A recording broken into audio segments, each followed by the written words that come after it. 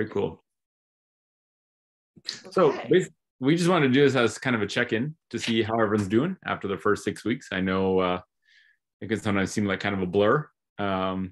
And yeah, check in, see how people are doing, hear about some of the insights they had in the past 6 weeks, some of the challenges, and also hear some feedback of, how can we make this better? Because I think if we can constantly iteratively improve what Fortner training is, I think that's and leave it better for people that follow us. I think that's the goal. So.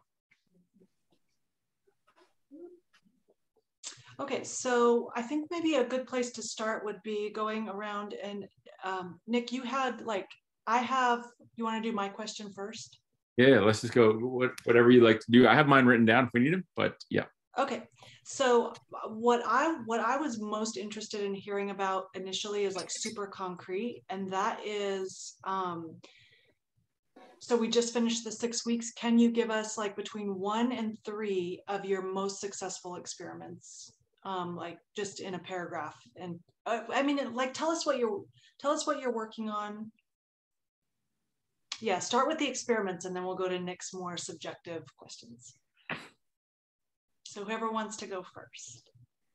I'll jump in. Hi, Jennifer. Hi. I'd say my big thing that I've been working on has been balance. I mean, still balancing stones like my sort of last update before, trying to use that as a better representation of how it can happen really quickly and how things can kind of tumble over and change. I try it out every kind of couple of days to see how I'm doing and try it on different textures. And I do notice correlation with my emotional state and how much rest I've had as to how acquainted I am with my eyes closed, trying to balance. So it's not really necessarily a concrete data, but I just notice the correlation between how I'm feeling physically, mentally, in terms of rest wise, in terms of how long I can kind of sustain myself in a balanced position on each foot. I would say the other thing that's been really profound for me is that I now only have 2 pairs of shoes that actually fit my feet comfortably, which is amazing. I'm normally like a 2-strapper Birkenstock person, and they are giving me so much pain when I try and wear them. So I've got my like 5-toe shoes that I had prior to starting the training, and then I think the Lems shoes that I wear every day walking to and from work, and everything else. Like on a really rainy day, I wanted to save my shoes and wore my old Sauconys, and I was in pain all day. So the toe spreading is working, and, spending more time barefoot. Even just in terms of my ankle dorsiflexion with being in those barefoot type shoes has, I wouldn't say astronomically increased, but I definitely notice a little bit less tension in the calves, more activation up the chain in my hips and in my thighs. So little by little, not anything incrementally or like astronomically large, but definitely way different than when I started. Awesome. That's an interesting reflection about the tuning into your mental state, emotional state, how much rest you've had, and seeing the correlation with balance. That's super interesting. And yeah, shoes are often a double-edged sword. It's like once you go to natural shoes, it's kind of heartbreaking to have to admit that a lot of your other shoes no longer are very comfortable to be in. But and one other thing Jennifer said in the beginning was that she noticed when she was doing her baseline data that when she was stressed, she would grip with her toes more. And that's something I started to tune into that I never even would have thought to pay attention to, is like, am I like gripping, in stress? And I think that is something to pay attention to too. Like my feet aren't necessarily relaxed all the time. Like they have a lot of stress.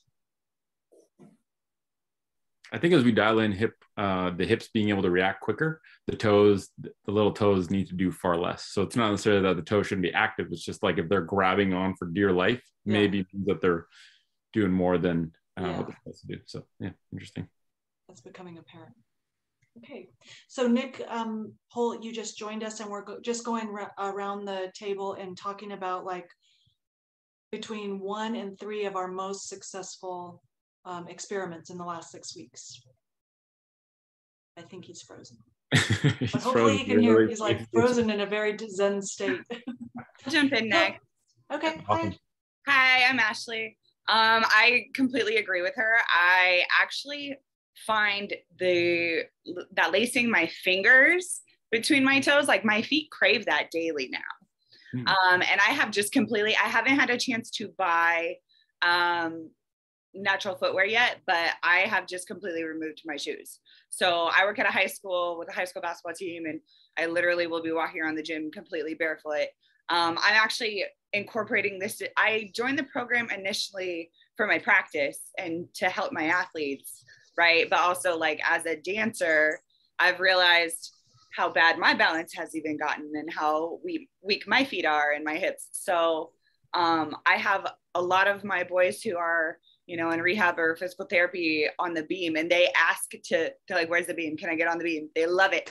And it's funny because they're high schoolers. They don't know what hacky sacks are. Oh, wow. So hacky sacks is definitely a generational thing. I'm like, how do you guys not know? Bring them back. I literally went on Amazon and bought a ton of them. I'm like, okay, yours is the brown one, yours is the green one. And they love it. They absolutely love it. It's something fun for them to engage in. You know, it's not all these clinical rehab, you know, band work. It's not boring. Like, it's challenging. It's fun for them. And we're seeing live results, you know, with shin splints and hip stability and all this. So it's been really fun to not only see my progress, but to see their progress as well in live time. So very cool. Thanks for sharing that. Yeah. Okay, I'll jump in there. Well, my kids are away. They might come back, so I'm really sorry about that. No apologies. Hopefully they will eventually come back. yeah, at some point. I'm fine with them over there right now. I've enjoyed so many of the experiments. I think a lot of them are really fun. And the biggest thing I've noticed, I too have gotten rid of all of my other shoes. I only have minimalist shoes, which is a big deal in Bozeman, Montana. Because it gets cold here, and it's like 40 degrees here today. So I've gone just to minimalist shoes and really working on the balance, and the ground living experiments I've seen a huge difference with that. I didn't feel like I sat in a chair much, but when I really looked at it, I was sitting a lot more than I thought. And I have a chronically tight QL. I think a lot is just holding my babies on my hip and really working everything out, starting at the ground and not sitting in the regular seated position. I have really worked it out, and it's been amazing. Powerful.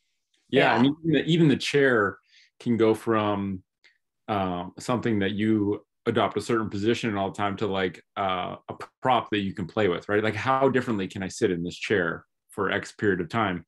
So I think the shoes, like, it's funny you mentioned those two, because I think the shoes and the chairs are literally, that's it. That is like the long-term solution to so many people's problems. And it, you know, it sounds almost silly to say that it's that simple, but those are the powerful ones if you can keep them up. So yeah, I agree.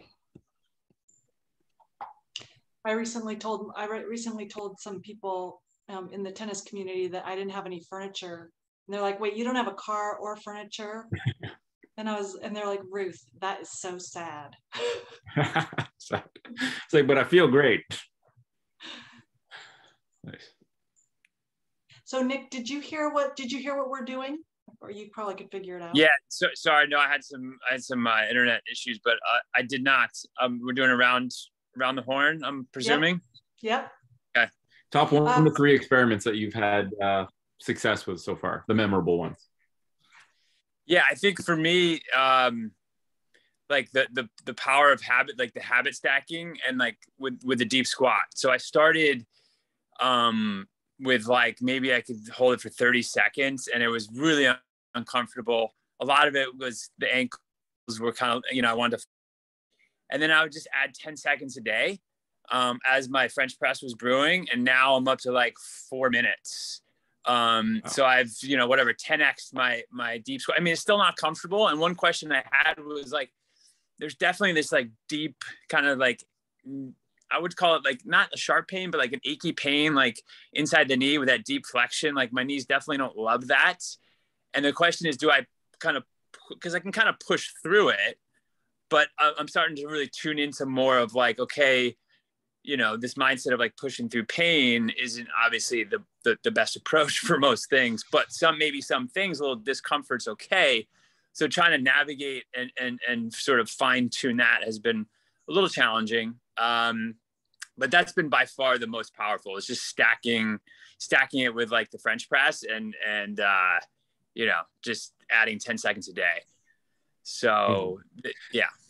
People that used to have like a sense of discomfort building in their knee. One of the hacks I had when I was a physio is the suprapatellar pouch, that like area right above your kneecap. I used to get people to floss that on a peanut. So either two lacrosse balls taped together, or you can actually buy the tools. You basically rest right above your kneecap on that when you're lying flat on your stomach on the ground, and you just bend your knee back and forth. So essentially it's flossing the suprapatellar pouch over that peanut, because a lot of people, it's just the patellofemoral pressure, right? Mm-hmm. And a lot of times there's so much tension in like the upper area of the quad gets super gunky. So I would be interested to see if you did a little bit of if you undid some of the gunk there, if you got the same discomfort in the deep squat. That'd be interesting to try. Okay. Yeah, I'll put that on the list. I mean, I still think like the ankles have gone from maybe 6.5 centimeters to maybe 7.5, 8. So there's been progress. I haven't really found, like, I'm definitely getting that. I think I've talked to Ruth a little bit about this, that anterior pinch that hasn't really gone away. I've tried some of the banded distractions, but I haven't found a way to really get rid of that. And I know you've always talked about like clean up the hip stability, and a lot of times that cleans that up, but sometimes, not always.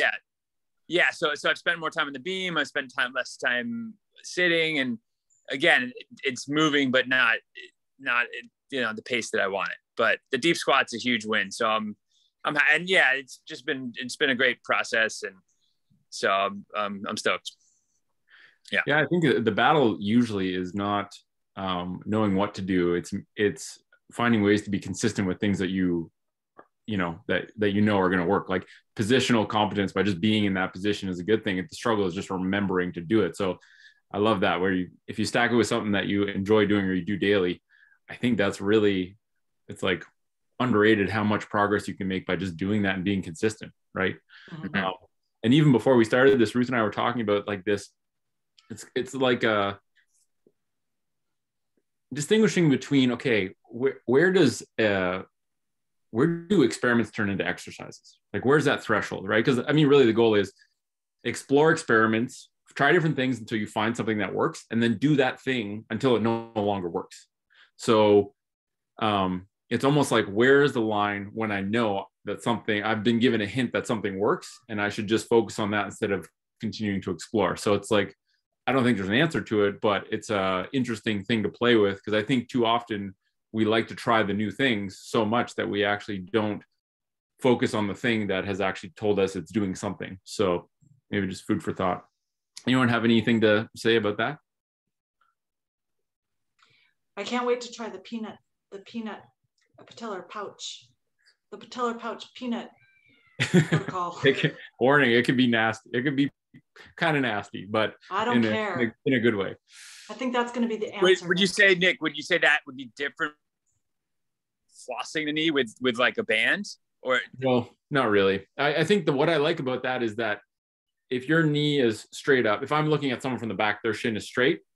If you change the shin angle by doing like by rotating your hip, you can get different areas on the radius of the suprapatellar pouch. Whereas if you do like flossing with a voodoo band, you can't tailor where you get the tension as much, if that makes sense. I don't know if I worded that right, but like when you put a band on, you get circumferential tension. With the peanut, when your leg is resting on it, you get focal pressure, and you can actually play with where that focal pressure is by either like waving your shin in or out, which will change where the peanut's engaging with your suprapatellar pouch. So you get like, you know, that line where your IT band attaches below your knee, that area is just like such a convergence of tissues that getting in there and just opening it up, you know, it doesn't feel very good the first time you do it. And, you know, you have to end up reducing the pressure a little bit. But when you open that up, it just can free up a ton of room to breathe around the knee. So there's not as much tension built in that, like in the patellofemoral joint. Mm-hmm. Cool. All right. Eileen, any experiments that are jumping out as ones that you've had success with? Yeah, I've been trying to do the shoe challenge. I've been doing it. I happen to love it. But and I've gone from on one side it's different than the other because I got issues on one hip more than the other. But I've been able to actually sometimes get complete on both sides. And I also noticed a correlation between days where I was sitting in the car, or I haven't really figured out how to do reflexology completely standing yet.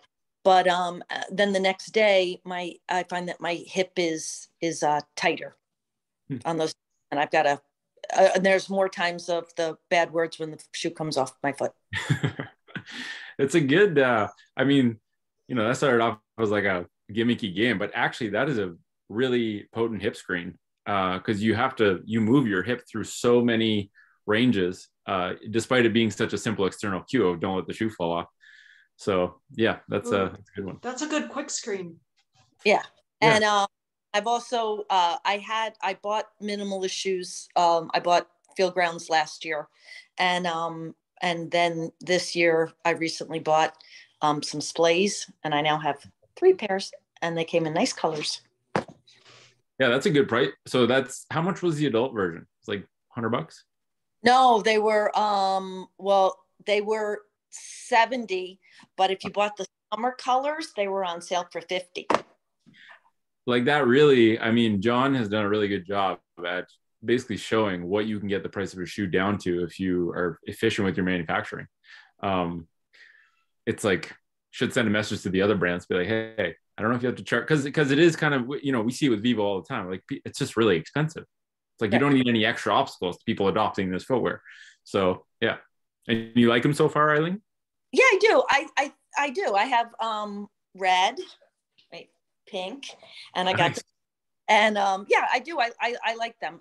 They're a little different. I think they're maybe just a smidge narrower than the Field Grounds, but I do like them. For those of us way back in the day, they remind me of Keds. Okay, cool. So but something else I wanted to share in my classes with my active agers. I say to me recently, got a private chair yoga group that I do virtually on Wednesdays. And we always do toe yoga and we do ball rolling. And I had a woman the other day who's in her 80s say to me, she's now walking with more confidence just because of that. Awesome. Easy. Yeah. Doesn't take much. But if you can give them confidence in how they walk, because if you're of a certain age and you lose your mobility to walk, you lose your independence, you lose your life. Yeah, I don't want to take up too much time with that, but I was just having the conversation. My grandfather died at 101, and my theory is that the reason he kept it together in his mind for so long is because he moved all the time. He always walked. And like, I think people underestimate the fact that our brains, our motor cortex is the bulk of our brain. If you don't move, your body essentially says, well, we don't really need to keep this thing tuned up because it's not being used, right? It's like the sea squirt that has a brain, latches onto something, eats its own brain because you don't need a brain if you're not moving. So yeah, if you can, I mean, it's one of those things where if people's feet hurt all the time, they're just not going to move as much. It's just like it's just not going to happen. So it's funny how such little changes in people's foot health can result in big changes over time because it allows them to use their body more. We don't have that much time, so why don't we go rapid fire around? I'd love to hear everyone's biggest challenge or the biggest opportunity for improvement that we can do on the back end of how this thing's structured to improve people's likelihood of doing what they want to do. So what was your biggest challenge, or what was the biggest thing that jumped out at you in foot nerve training that's something that we can improve? Yeah, love to hear everyone's thoughts. I think for me, my biggest challenge was just knowing that even in school, in like high school and university, I always kind of did bare minimum because I could kind of get by. And coming into the program, I told myself I was going to be super diligent and get my hour in every day, and I was going to write in my notebook every day. And then I let life get in the way, and it kind of fell apart for a little bit. So trying to pick up the pieces, but I was very much motivated by Ruth's reminder that every day is like a new day to begin. Yep. Even if, you know, like I miss an hour one day, like I spent 3 hours on the beach with my friend on a day off and was barefoot and walked around in the rain. So it's sort of like for all the time that I feel like I missed, I made up a lot, balanced so many rocks I can't even count. So it's been like the more mental challenge, and I'm always like an emotional and a kind of like internal feeling person. So a lot of the physical challenges bring out a lot of those emotions and struggles and like things of that nature. So it's nothing so much with the actual program itself. It's just me finding it difficult to connect, but having those people that are digitally on the other end reminding me that it's okay and that there's opportunity to continue. So amazing.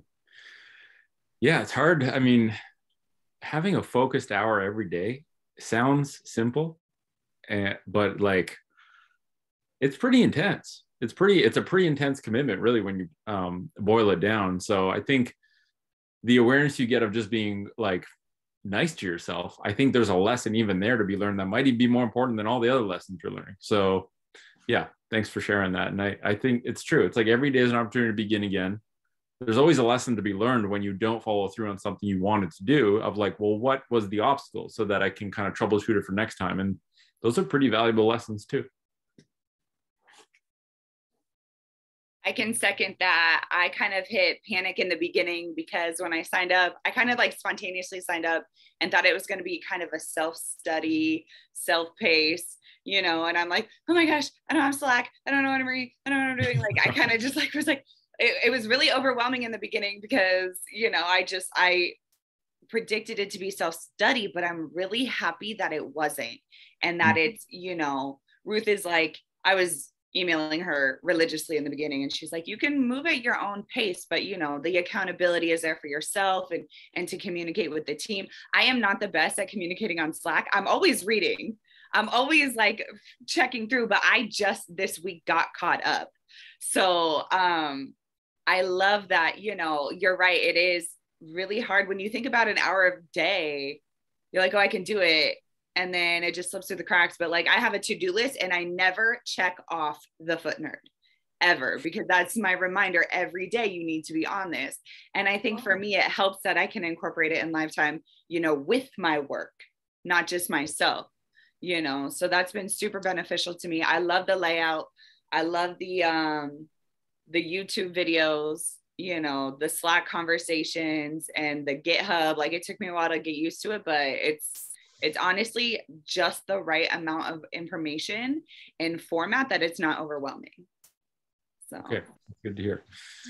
Yeah, it's a lot. And I mean, it's like, you know, it's like, what is the minimum complexity we can put into this and still achieve the goal? And turns out it still has to be a little bit complex, but I think there's always opportunities to trim. And I think one thing is like the daily hour might not even mostly be you doing something intentionally that you planned out, right? Like if you hang out with your team and they're playing with hacky sacks and they give you this cool feedback, if you just write that down, like that's showing up. If you know, you just, even because you did something that like you did something related to foot health, you just have an opportunity to reach more people. And I think just thinking of writing something down that happened related to a foot health process and you or in others, I think that is showing up. It's not like, oh, I didn't do an exact hour that I wanted to do. It's like, well, I just had to be mindful enough to remember what I did and jot this down for later. And I think, I mean, everyone makes this their own thing, but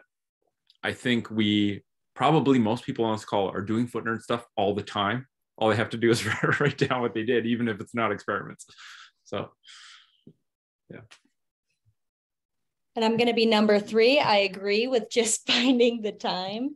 And just giving myself grace when I don't, but also realizing that a lot of my day I am doing foot nerd stuff and I'm just not consciously thinking of it.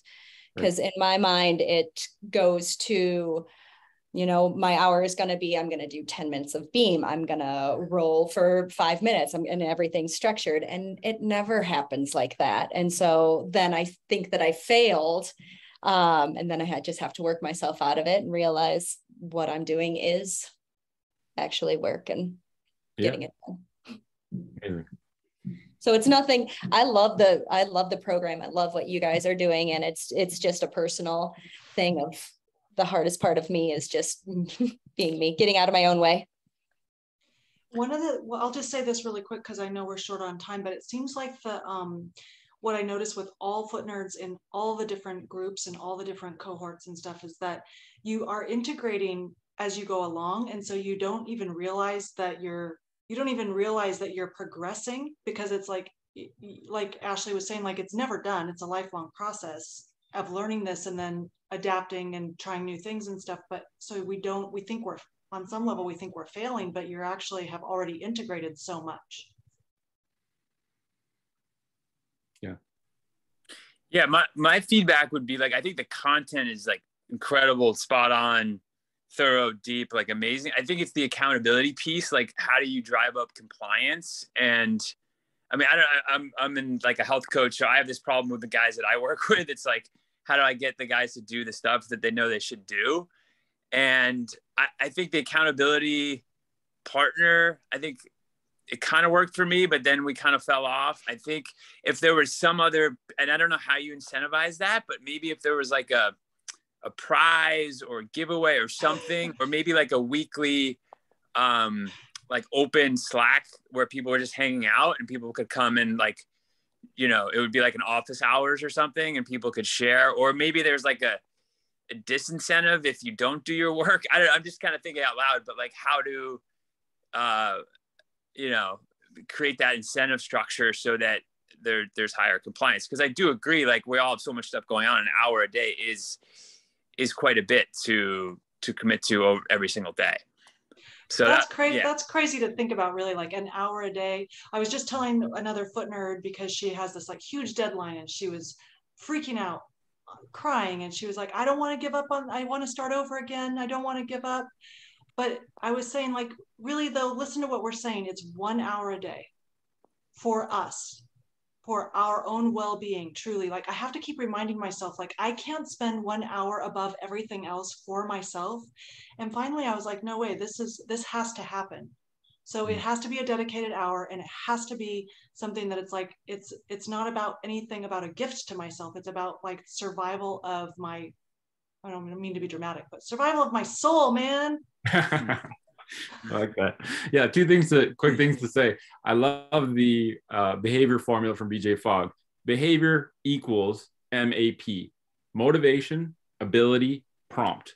So I think everyone here is motivated to do this. I think everyone here has the ability to focus on their foot health for an hour. Most of the time, what we miss is actually the prompt. And you have to I get real creative with prompts. Like, I leave things in random places and people are like, why is that there? It's like, because I have to walk by it. And if I walk by it, I'll know I should have done that thing or whatever. And then the other thing, Nick, to what you were saying, Ruth and I have played with the idea of making it so that if putting a simple, concrete accountability objective, like show up on Slack and write something in that channel once a week. Something it can be like hello or an exclamation mark, whatever. And then making it so that people pay, I'll just use random numbers, but $200 more than what it is now. And at the end, when they're done, if they wrote something in a channel every time, they get the $200 refunded. So it's like a deposit that you put down, and we basically associate a financial cost to not showing up. I'm not completely settled that that's really, I don't know if people need that, but it is an option, because at the end of the day, if there's financial consequences for things, even if they're small, there's books on the psychology of how they incorporate monetary incentives into behavioral aspirations, and like, turns out it works. So that's an option for future. But yeah, good food for thought. Thanks for that feedback. Yeah, Yeah, I like that. It's like the loss aversion, right? Like even if it's not a huge amount, it's just the idea of like losing something. And then I would, one last thing I would say, I think the power of like environment. I mean, I pretty much showed up every single day. The few times where I was outside of my home environment, where I didn't have my beam or I didn't have my prompt, that those like the 2 or 3 days where I didn't do my work. So it's like so huge, that environmental sort of that you create, that environmental trigger. Essentially it's the prompt, I guess, right? Mm-hmm. But yeah, that was powerful. Eileen, anything, any major notable challenges or obstacles or feedback? As Ruth knows, I'm not a fan of Slack, so that's been my biggest challenge. It's sort of, to me, it's virtual hoarding. Yeah, the digital world is will be a perpetual, like the only way, this is my thinking of it, the only way us 7 can get on this call is if we connect digitally, because we don't live near each other. Right. So that's a good thing. But the way the digital world facilitates communication, where it's like choppy, piecemeal, without context, constantly being notified of something, is terribly not human. So it's like it's not good, but it's the only thing we got. So we're always open to suggestions, but I think everyone's going to use Slack differently. Like I go in there and like burst, like I won't go in there for a couple of weeks now. I'll go in for like an hour and just try and suck up as many things as I can, and then go for a walk for like an hour because I have to. So yeah, I hear you though. I hear you. Yeah, I'm getting a little better with it, but it was a big obstacle at first. And actually, you'll appreciate this in a little bit. I'm going to jump off because I was invited to do a Zoom call with a bunch of runners from New York City to teach them about the importance of foot strength. Amazing. Nice. Foot nerd stuff. Awesome. Yes, go nerds. And just, so I think we'll wrap it up so we can honor everybody's time in the 30 minutes. But I do want to say that Melinda, Melinda and I and Nick are going back and forth about a Foot Nerd in-person event in summer 2023. And Nick Holt and then Linda LaPiccolo, like we were thinking about 3 different spots in 2023 where people can come together and teach together and meet each other actually in person. And so that's in the works. And thank you so much for your feedback. It's so wonderful to talk to you and meet you all live in your 2-dimensional planes. And it's not untrue that I love you. You all know. Thanks for being Foot Nerds. So you're the bomb, and we'll see you. We're starting workshop training. So this is kind of a big deal. And one other thing I want to say before we hang up is 2 people have asked, and I didn't even realize that this is an option for everyone, where like if you STB completely on everything, if you just you're like, I lost it. Can I start over? Yeah. So we have a new group starting in October. Like for me, I'm going to start completely over with the new group because I was like, I don't even know what experiment worked for me. I'm going back to the beginning. And that's always an option because we're in this for the long haul. So anytime you want to start again or revisit information, it's there and it's creative. So have a great night. Amazing. Love you all. Ciao, ciao. Bon appetit, Nick. Have a great dinner. Say hi to Ruth. I will. Ciao. Ciao.